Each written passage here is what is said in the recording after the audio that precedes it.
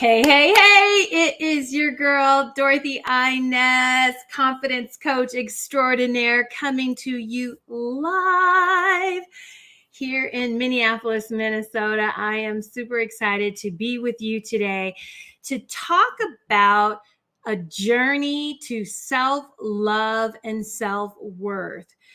Having self-love and self-worth is one of the most powerful things you can have in your life if you are a woman who wants to up-level her business and up-level her life. Today, I want to share with you one of my amazing clients, Shay DeLua. Shay is a belly dance instructor and business owner who came to me with the thought of up-leveling her confidence, her self-love, and her self-worth so that she could take herself and her business to the next level. So before I bring Shay in today, I want to just kind of distinguish the difference between self-worth and self-love. So self-worth, by definition, is an internal sense of being good enough, worthy of love, and belonging from others. So self-worth is an internal sense. That means it comes from the inside. And an internal sense of being good enough, of feeling worthy of love and belonging from others. Can you see already just from that definition how not having self-worth can impact your business, what you charge in your business, what you believe is possible in your life and business? And then worthy of love and belonging, how this affects your relationships. It can create a lot of insecurity, a lot of people pleasing, a lot of overachieving when you don't feel you are worthy of love and belonging with others. And then self-love, something that many of us have been taught that self-love is vain, it's arrogant. But self-love is really a state of appreciation for oneself that grows from actions that support our physical, psychological, and spiritual growth. Let me repeat that. Self-love, it's a state, it's a way of being, of appreciation for one's self that grows from actions that support our physical, psychological, and spiritual growth. Can you all see how important self-love is? Self-love, it's out of having more confidence in yourself that your self-love begins to grow. It impacts what you will tolerate and not tolerate in your life because you love who you are, you know who you are, you know the value that you bring to those around you. And so today I've invited Shay to come on and share her journey around these two areas and more, because Shay has been on her own beautiful journey to self-love and acceptance and owning the value that she brings to the women that she is called to serve.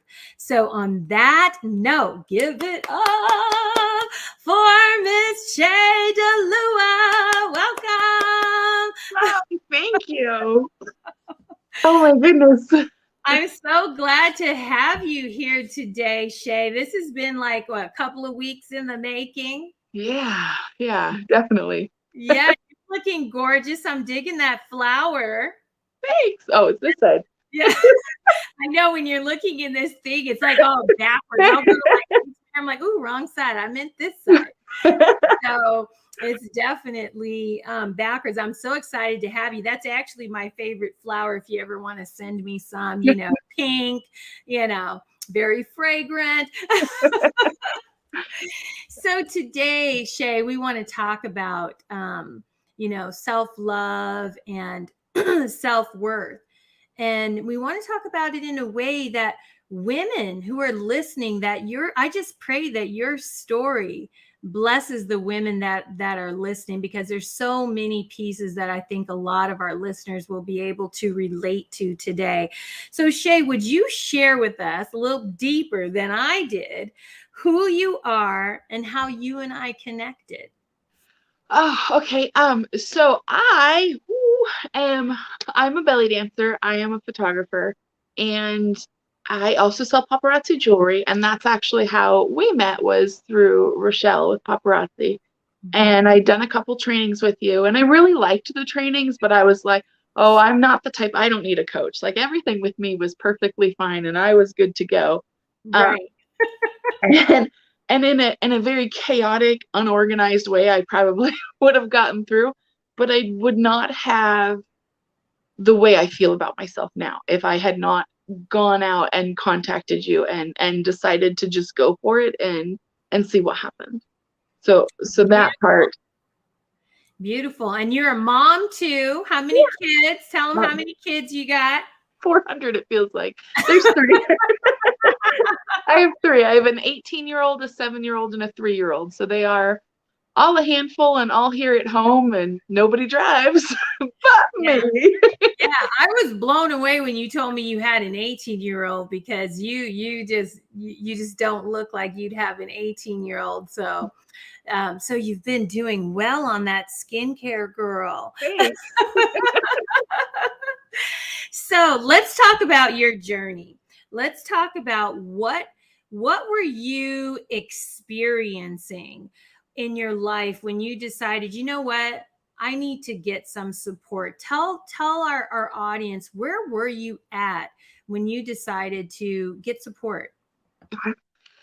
I was running my business, my paparazzi business, and I was going live every day, and I was selling jewelry, and it was great, and I love it. Like, I'm not saying that wasn't the problem, but I was also teaching belly dance, and I was charging as minimal as I could just to get the studio covered.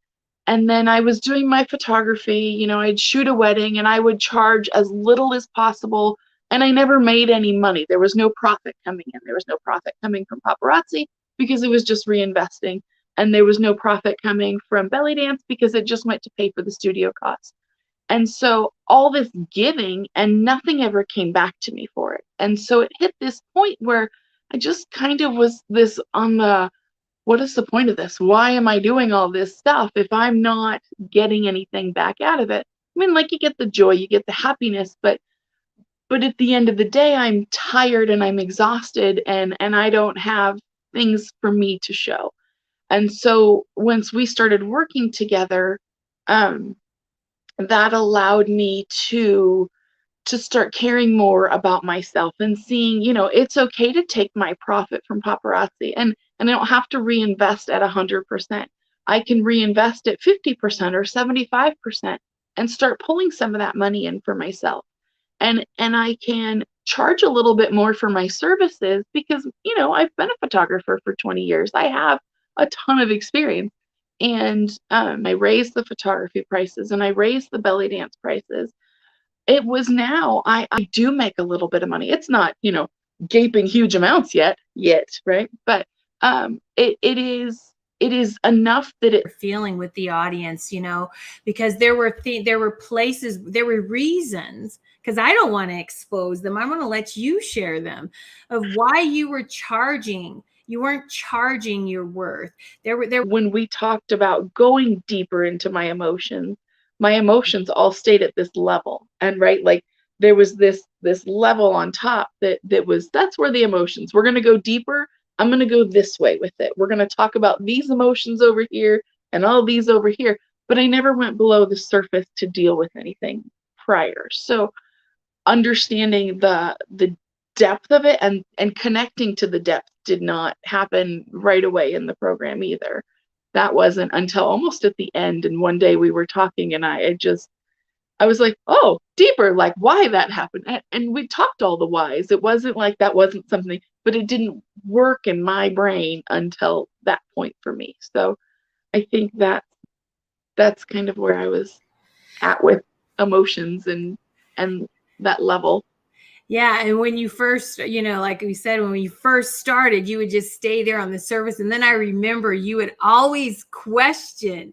You remember you like one of the assignments was to create your what was it your kind of like your mission statement. And Shay, I think this is one of the greatest things that Shay, greatest moments is Shay came in. I said, who, the question was, who are you? In this list of patterns, and it's exhausting. And other people are like, so what'd you do today? And you're like, "Ah, I made a list, 700 lists, and then I decided I'd go ahead and go get groceries." Open you have to be open to growth, open to trying something new and getting uncomfortable. Would you say that that would be accurate? Yeah, if you're not willing to do the work, it's not going to work. Like, Yeah, or tools that you now paparazzi. You had put photography too on the shelf, if I remember. But you were photographing food, if I recall, and you weren't lit up about that.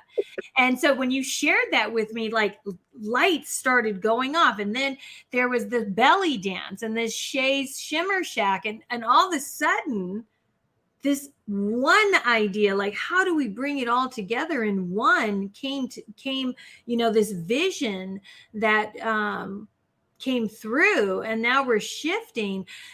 How, how has that been for you, and what tools have you gathered to help you move into this next phase as we continue working together?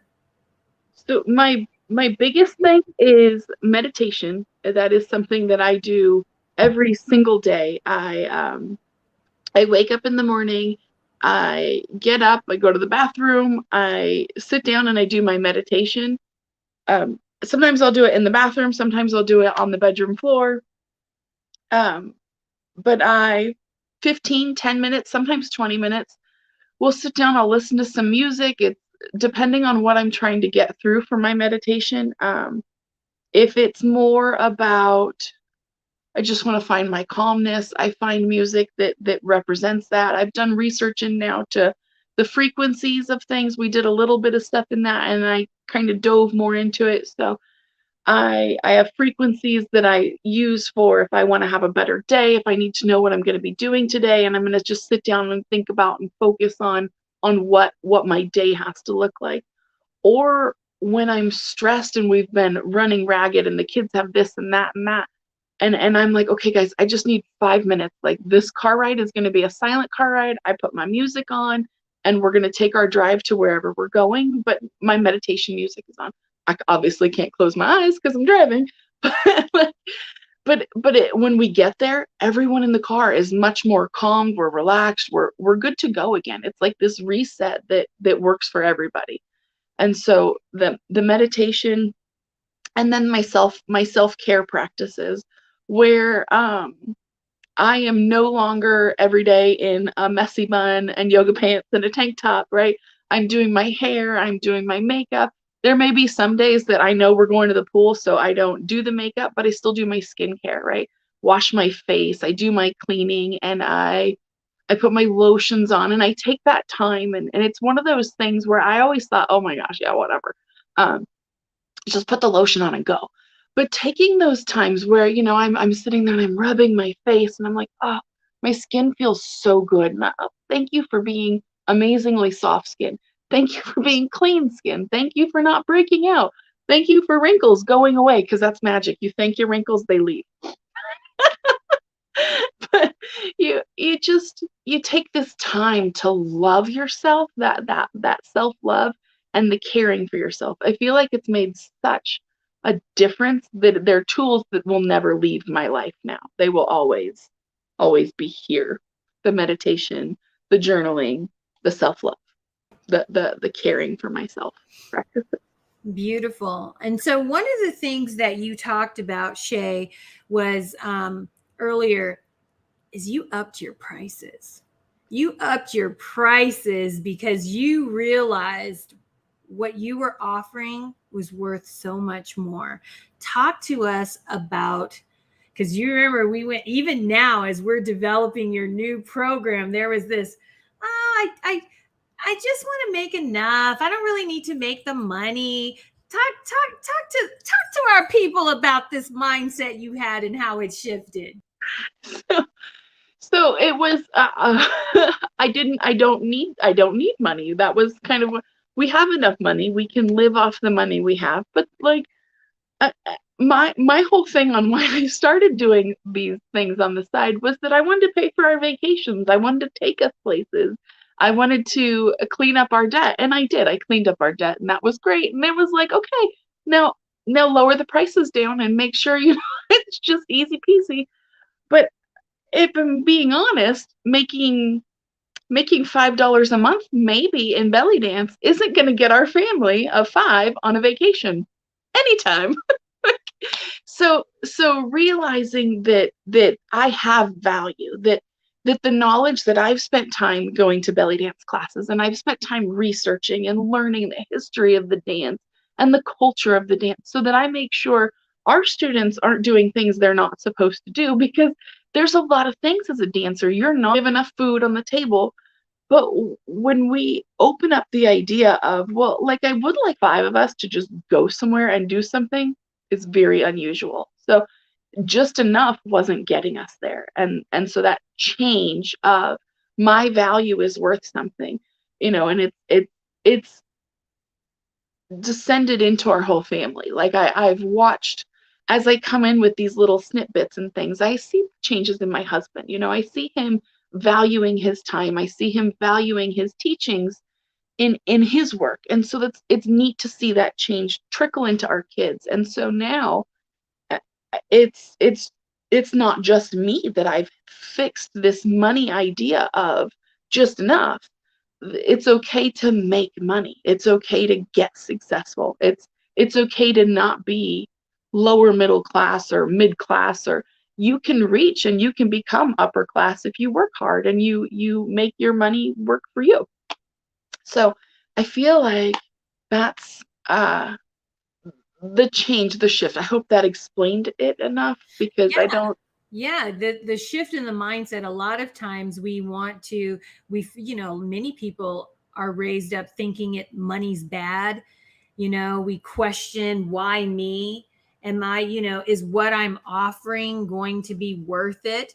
And then that mindset of just being, I just need enough, versus that mindset of abundance. And one thing I was hoping you would share is when you increased your rates 75%.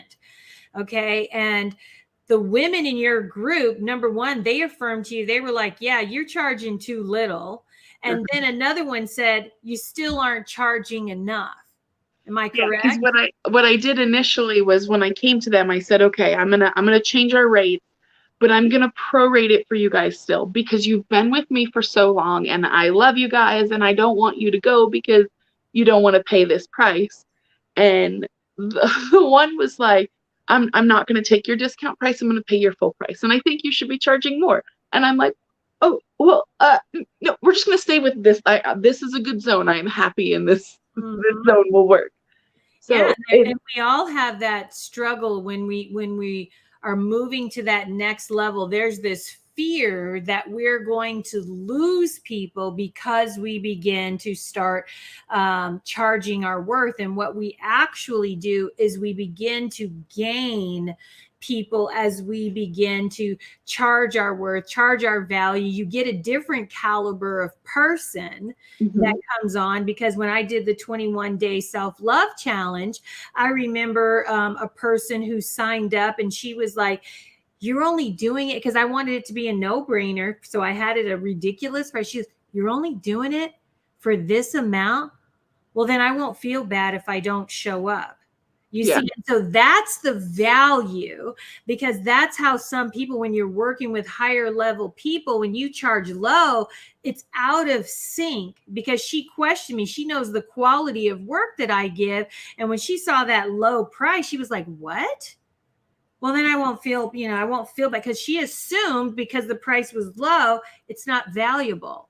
So Right. that's the message that we're sending when we charge low. Mhm.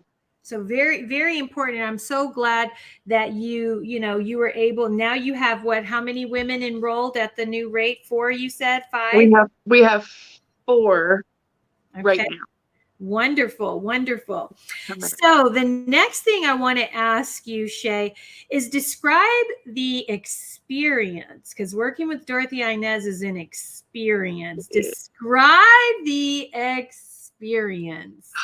So it is it was interesting. When we first met, it was this very I was just kind of in awe of Dorothy Inez. Like, she's so put together and she's so full of life. And this, like, she knows exactly everything about her that she knows, and she's so confident. And it's not that it's an intimidating confidence to me.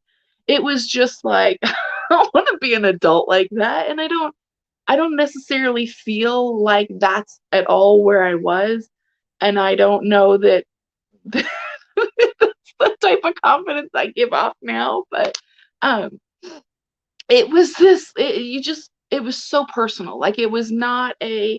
I didn't feel like we had a small group. We had this cool trainings, but it was always about making sure that I got the lesson, and Dorothy Inez would reach out to me, and like we'd be in the group stuff to do stuff, and then she would turn around and she was calling me like, "Hey, you said this and I want to let's go over that thought. Like, we need to clarify what you meant in that, because I don't want this way. I want you to go this way."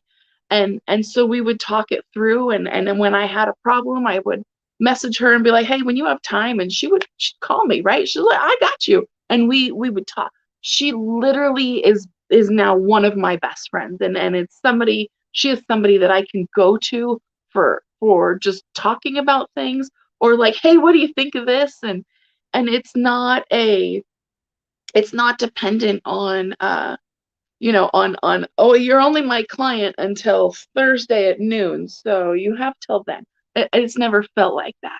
And so it's been this developed friendship, and this person who cares about me and is cheering for me and supporting me, and it is hard to find, especially for me as a person who I feel like I'm constantly everybody else's cheerleader. It's hard to find people who genuinely are cheering for you. And so someone who is cheering for you and helping you find the steps to get to your next point of where you want to be, it's life changing. It is invigorating, and it's almost I almost want to say it's almost addicting to have that kind of emotional connection and caring and love with somebody that you don't you don't have to. I don't know how to say this.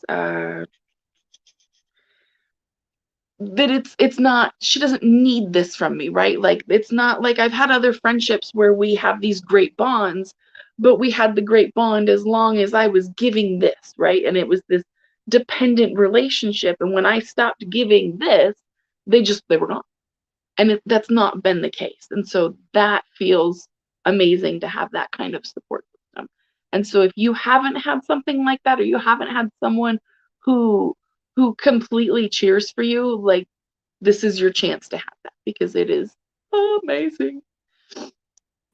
Oh, that's just so sweet. Thank Not you. even cry. That, I know you did so good. Um, so how are things different now in your life, Shay? You mentioned about one of the things I loved that you always did is you took this work not only for yourself, but you passed it on to your kids. Mhm. For me, that being that I don't have kids, that was huge for me. When you told me that, I was very emotional because you that's a part of my legacy. You're a part of my legacy. So share about how this affected your family and those around you. I know you set a lot of boundaries, because you began to realize that having your peace was really important. Tell us about how this has affected your life and your business. So I have, oh gosh, with my kids, is probably the easiest part of this, because instantly, there were jumps and bounds in the way I was acting and the way I was treating myself. And it was just this natural slide into expecting the same things of them. And when they would ask me, like, the boys would come in and I'd be doing my makeup in the morning, and Esteban would be like, well, where are we going? And I'm like, oh, we're just gonna go run some errands, but I want to feel good about myself. And he would be like, well, I want to feel good about myself too. And I'm like, all right, well, go wash your face and brush your teeth, and and let's do you want some lotion? And he's like, yeah. No, he doesn't want lotion. But he took the time. Now when before we leave, he's washing his face, he's brushing his teeth, and these are things that he didn't always do in the morning. And then even with our 3-year-old, he'll come in and he'll sit with me while I'm doing my makeup, and he pretends to put makeup on, and it's cute. It's fun to see him, but it's those little things where they're playing, right? Those moments of mimicking and copying and playing that become ingrained moments as they get older, that are character things that they do. So he will, in an ideal situation, as he grows up, he will take the time to take care of himself before he goes anywhere in the day. He knows we work out in the morning. He gets up. Sometimes he's up with me and we do our workout together. And he mocks my workout. I do a kettlebell workout, and he'll usually go find a ball or a toy, and he'll do the workout with me, and and it's neat, right? The boys have fully embraced this. And then with my daughter, it's working on her to see how she has some of my bad habits, right? She has some of those habits that I had before, where we doubt ourselves, and she's 18, and so the whole world is questioning anyways.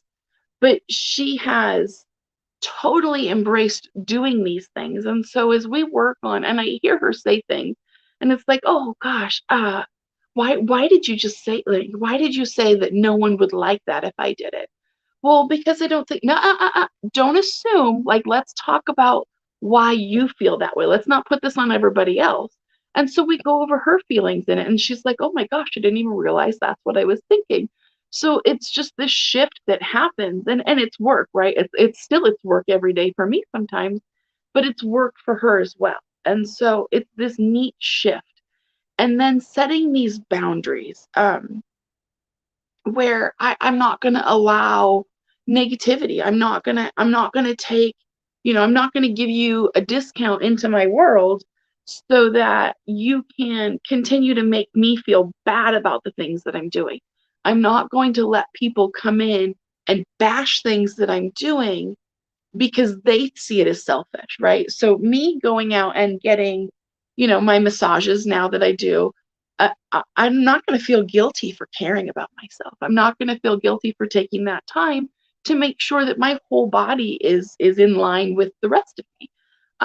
I just think that if you have a problem with that, that's on you. It's not my problem. Where before that was my problem. Oh my gosh, you think that that's a terrible thing to be doing? I better stop doing it, and I'm going to pull back. And now I'm going to think about this for 4 days, maybe 2 weeks. I'll overthink this till it dies. And it would bother me forevermore. And I probably would never go get another massage. But I feel so good afterwards, and the couple days afterwards. And then you're like, oh, everything moves so much better. Yeah, I'm going to keep getting my massages because I feel good with them. So setting my boundaries and saying I will and I won't accept these things has been a lot easier than I thought it would be, because I thought it would be taken in I'm not taking you in my life anymore. And that's not the case. I love you. I have you in my life because, you're my friend, or because we're family, but I still need mentally, I have to have these boundaries where this isn't okay and this is okay. And when you hit the not okay zone, I'm now comfortable saying, that's not okay. Where before I would have probably just sat on the phone crying and pretending like I was okay, but I'm not. And so I've really developed a voice for myself, I guess, in that boundary defining. And I feel like it's awesome. I've also helped my mom too. So at least I think I have. Yeah, based on what you've shared. Yeah, that's awesome. So thanks for sharing that, Shay. Boundaries is one of the hardest things, especially we as women, have a hard time doing is, I call it the art of saying no. I think Mhm. I had shared with you, you and Elisa walk around your house and just be like, no, practice all the ways you can say no, nah, no, ma'am. Okay. The art of saying no. I think that's one of the practices we did in the 21 day self-love challenge too. So, and that's coming up. So if you want to get a taste of working with Dorothy-Inez, check out the 21 day self-love challenge that's coming up August 9th. Let me know if you want information, drop it in the comments. So my last question for you, Shay, is what are 3 tips you could share with a woman who is struggling with self-worth and self-love that you learned from being in the program? Okay, so number one is take time to care for yourself. And it's funny because we use this word busy, right? Like, well, I'm busy, I'm so busy, I'm so busy, I'm overwhelmed. But those things go away when you take care of yourself. And it is amazing how much time you're spent being busy, which is just useless time. And it's funny because I didn't think that was true. And I've come to realize that it's very true.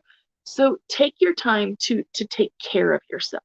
And if you don't have a half hour extra in the morning that you can get up and do your meditation, take your shower time. I play music in the shower and I meditate in the shower, and my shampoo time is my time to reset. My conditioning time is the time to find happiness and pull in love. And when I'm shaving, I'm thanking my body for being my body. I'm thanking my legs for working, being that grateful gift and pulling in the love, right? So that self-care, that meditation, those that's my number one. I would say that is the most important thing, that if you are unsure of how you feel about yourself, take that time and have that conversation, and you would be amazed at what a change that is. Number two would be setting your boundaries. I thought that it would be later down the road that boundaries would become really important for me, but being able to say I am important enough that this doesn't work for me anymore is crucially, like, it's so life-changing. And I feel like everyone needs to be able to say I'm worth more than this. And boundaries don't have to be just with negative things. They can be with all sorts of things. It's kind of a crazy how that all works out. I don't know if that made sense, but and then the third thing is what you're putting into your body. I know, and I'm always like, eat whatever you want, you're fine, drink. But making sure that I drink my water. As I've gone, I've lost out before this. I lost 130 something pounds by making sure that I was drinking the right amount of water, but my food wasn't always like, it was a great plan, but it wasn't the perfect plan for my body. And so I started having problems and complications. And so now I'm making sure that I eat healthy meals, and I'm putting in things to my body that make processing better, right? So eating the healthy meals, drinking the right amount of water, and making sure that what I'm putting in is going to help me get what I want out of my body. That is, I think, nutrition, I think, is my number three. And I didn't think it would be as important as it is. I feel like I say that with each step. I didn't feel like it was going to be the all important things, but they are. They are everything. How you treat yourself is everything. Yeah, well, it's interesting because I think when you said that, you kind of brought to remembrance when you said, well, I keep saying that. I didn't think this was going to be that important. You keep saying that, but I think secretly when you first came in, I think you weren't really sure how this was going to help you. And I feel like you got a lot more out of it than you expected. I did. Because a lot of times women think, oh, I'm confident. And I think when you came in, I think you were pretty confident. But the when you start digging, you start to find where you've been blocking, yourself, where you've been holding back. Just like we talked about the money piece for you, where you were holding back, that being a belly dance teacher and learning how, gratitude practices, like now when you shave your legs, you're like, thank you legs, or you're washing your face, thank you face, because these are things we tend to take for granted, that our eyes work, that our legs work, that our arms work. And that was one of the exercises we did, is we went through just showing gratitude, getting naked in front of the mirror and showing gratitude for our body. And I think you had a participant that wanted to help you out in that practice. I had a husband who was very willing to help thank my body. Yeah. And so when we're doing this work together, a lot of times women have unexpected outcomes, because I have a framework that I use. We work on, our identity, who we are. Remember, that was the first thing we did, is who am I? And that was, I think, where you really struggled in the beginning, where it's all that stuff. It's like, who am I? Well, and then the visioning process, what am I here to do? Oh my God, that was a tough one. And then learning self-love and self-care, shifting what we're putting into our bodies, shifting how we think about our bodies, learning to love ourselves. Because confidence, the more confident we become and the more we know who we are, self-love begins to show up, self-worth begins to show up. Because when you realize your oneness with spirit and you tap into why you're here, you're like, oh shit, I've got a lot of value, I've got a lot of worth. And it begins to shift what you're willing to charge. And we look at, and a lot of times women charge based on how they show up in that moment. I'm just going to charge. But then you and I, we got into, well, Shay, how about the time it takes you to prepare the choreography, to choose the music, the overhead for the space? And we don't think about that oftentimes. And sometimes it takes having that person on the outside, a coach, a mentor, to help us see differently and to help us reflect. Because then we looked at how can we turn all of that into one thing versus you having 3 different things. Right. And that's our next project that I'm excited to work on. And so, Shay, first of all, I want to say thank you for sharing all these wonderful tips with everyone today, around your journey, what that was like for you, what it was like for us to work together.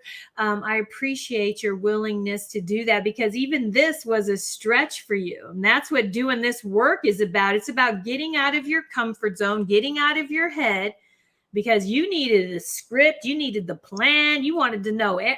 I was like, girl, chill out, I said, we're just gonna talk, and that's what it's been. But we don't know until we're willing to take that leap what is waiting for us on the other side. On the other side of courage is something beautiful waiting for you. So I want to ask, is there anything you'd like to share with our audience before we leave today? So yeah, I was just going to ask if I could. The 21-day challenge, if you guys are contemplating thinking about this, the 21-day challenge happened at the very tail end of our session that we did with the Shine Academy. And it is like a crash course in self-love, self-care, and it's just like everything about you that you want to work on or you think you might want to work on.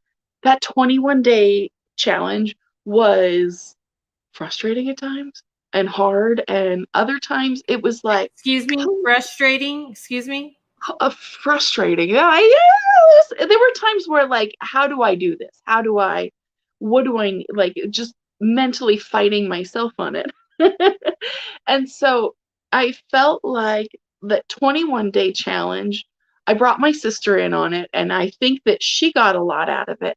But I felt for me, it was this wrap up of all the things that we had been working on and things that hadn't snapped for me really clicked into place. And so that 21-day challenge is, I think it's golden, you guys. And I think it's whatever value it's at right now, it's definitely not enough for what you're going to walk away with from that program, because it was, I will probably do it again because I genuinely love the program. I thought that was fantastic.